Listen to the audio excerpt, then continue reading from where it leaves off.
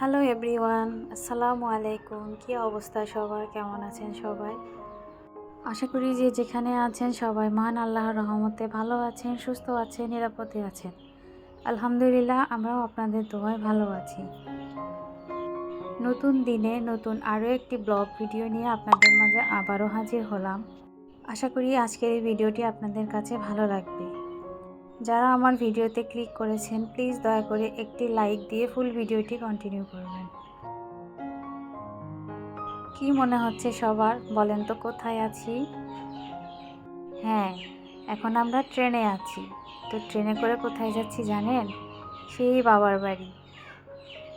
তো গত 1 মাস আগে আমি কিন্তু বাবার বাড়ি গিয়েছিলাম। তো আবারও বাচ্চাদের পরীক্ষা যেহেতু শেষ, এখন কিন্তু একটু লং টাইমের ছুটি পেয়েছি। তো সেই ছুটি কাটানোর জন্যই আবার বাবার বাড়িতে চলে যাচ্ছি। আসলে যাওয়ার কোনো ইচ্ছাই ছিল না, তো হঠাৎ করে আর কি প্ল্যান হয়েছে যাব। তো মেয়ের বেশি এক্সাইটেড ছিল যে ও যাবে। তো এই শীতের মধ্যে আমি একদমই যেতে চাচ্ছিলাম না, যেহেতু 1 মাস আগে আমি ঘুরে এসেছি। তো বাচ্চাদের কারণে আর কি যাওয়া হচ্ছে। তো জানি না কতদিন থাকবো, তবে বেশি দিন থাকবো না সেটা বলতে পারছি, কারণ দেশে কিন্তু প্রচুর পরিমাণে শীত, আর বর্তমানে ঢাকায় কিন্তু অনেক শীত পড়ে গেছে। তো এই শীতের মধ্যে বাহিরে আমার কোথাও যেতে ভালো লাগে না, তারপরেও শুধু বাচ্চাদের জন্য যাচ্ছি। তো ট্রেন থেকে এই বাহিরের দৃশ্যগুলো কিন্তু ভীষণ ভালো লাগে আর খুবই এনজয় করি। তো এবারের জার্নিটা ছিল আলাদা রকম সৌন্দর্য, কেন জানি না এবার যেতে খুবই ভালো লাগছে। তো ট্রেন জার্নির মজাই কিন্তু আলাদা। আমি বরাবরই ট্রেন জার্নিটা খুবই পছন্দ করি, আর আমার বাচ্চারাও খুব পছন্দ করে। তো আমার গ্রামের বাড়িতে যেতে কিন্তু বাসেও যাওয়া যায়, ট্রেনেও যাওয়া যায়। তো যে যেভাবে যে খুশি আর কি। তো আমাদের সবসময় ট্রেনে যেতে ভালো লাগে, এবং ট্রেনে গেলে আমাদের বেশি সুবিধা হয়।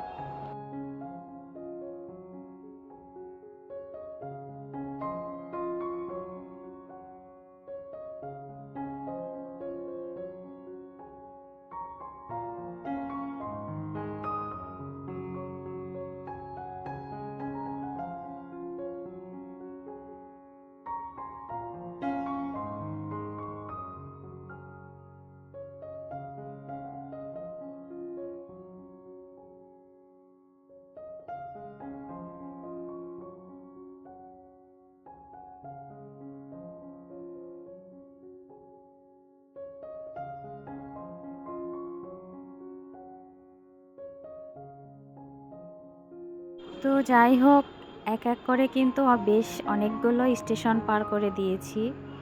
তো ফাইনালি আমরা কিন্তু ট্রেন থেকে নেমে গিয়েছি, আর নেমেই কিন্তু একটা অটো ধরে নিয়েছি। তো এই অটোতে করেই একদম বাসার সামনে চলে যাব। তো আর এই যে আমার বাচ্চারা কিন্তু ভীষণ এক্সাইটেড, কি বলবো, ওরা আসলে নানুর বাড়ির জন্য একদম পাগল। বিশেষ করে আমার ছোট বাচ্চাটা। তো ছোট বাচ্চা শুধু বলছে কখন নানুর বাসায় ছাদে যাব, কখন ছাদে যাব। তো আমার আম্মুর যেহেতু ছাদ বাগান আছে, আর আমার আম্মুর ছাদ বাগানে কিন্তু অনেক রকমের ফুল গাছও আছে। তো আমার মেয়ে সেই ফুলের জন্যই আর কি সে তার নানুর ছাদটা পছন্দ করে। তো সেই জন্য সে খুবই আর কি অস্থির হয়ে উঠেছে যে কখন সে নানুর বাসায় পৌঁছাবে আর ছাদে যেয়ে ফুলগুলো ধরতে পারবে। তো বলেন তো আমি এখন কোথায় আছি? এটা নিশ্চয়ই আমার টাঙ্গাইলের আপুরা চিনবে যে আমি এখন কোথায় আছি। তো কিছু ফল কেনার উদ্দেশ্যে আর কি যাচ্ছি। তো ফল কিনে বাসায় চলে যাব। আর এটা হচ্ছে 16ই ডিসেম্বর। তো 16ই ডিসেম্বরই আর কি বাড়িতে চলে আসলাম। তো ভাবছিলাম হয়তো আজকে শহরের দোকানগুলো বন্ধ থাকবে, কিন্তু দেখলাম যে না, একদম পুরোই উল্টা। মনে হয় আজকে আরও সবাই শপিং করতে বেরিয়েছে, এরকম একটা অবস্থা। তো এই তো ফলের দোকানের সামনে বসে অপেক্ষা করতেছি। তো আমার হাজব্যান্ড ফল কেনার জন্য নেমে গেছে, তো সে ফল কিনছে, আর আমরা গাড়িতে বসে বাহিরের দোকানগুলো দেখছিলাম আর একটু ভিডিও করে নিচ্ছিলাম। তো এই তো বাসায় চলে এসেছি। বাসায় এসে দেখি রান্না বাড়ার আয়োজন করছে। তো আজকে আমরা আমাদের বাসায় এসে পৌঁছাতে 2টা বেজে গেছে। তো দুপুরে রান্না বাড়া আর কি হচ্ছিল। আর আমি যে আজকে আসবো আসলে আমার আব্বু আম্মু জানতো না, তো ওনাদেরকে বলিনি। তো ট্রেনে ওঠার পর বলেছি। তারপরেও বলতে চেয়েছিলাম না, কিন্তু মনে করলাম যে না, এরকম হুট করে যাওয়া আসলেই ঠিক হবে না। কারণ খাবারেরও একটা ব্যবস্থা আছে, যেহেতু সাথে আমার হাসব্যান্ডও আছে। তো এইজন্য আর কি জানিয়ে দিয়েছি। আর এই যে দেখেন, সে কিন্তু তার নানুর ছাদে চলে এসেছে। তো ছাদে এসেই সে কাজে লেগে গেছে। তো এখানে কিছু ধান শুকাতে দেওয়া হয়েছিল। তো সেই ধানগুলোকে সেই এই ভেকু গাড়িতে করে নিয়ে খেলা করছে। তো বাচ্চারা আসলে এরকমই। আর ছাদে এসে কিন্তু সে ফুল ছিঁড়ে নিয়েছে। তো সে আসলে ছাদে ওইরকম দৌড়াদৌড়ি করে না, শান্তভাবেই থাকে এবং খেলা করে।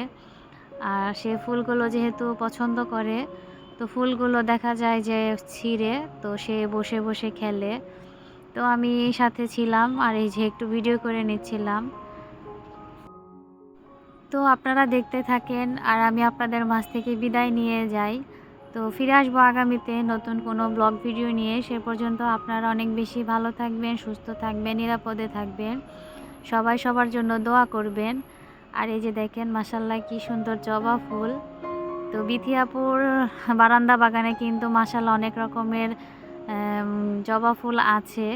তো এই যে দেখেন, আমার আম্মুর গাছেও জবা ফুল ফুটেছে। দেখতে কিন্তু খুবই ভালো লাগছিল। আর এরকম রোদ থাকলে তো আসলে কথাই নেই শীতের দিনে। তো যাই হোক, ভালো থাকবেন, সুস্থ থাকবেন, নিরাপদে থাকবেন। আল্লাহ হাফেজ। আসসালামু আলাইকুম।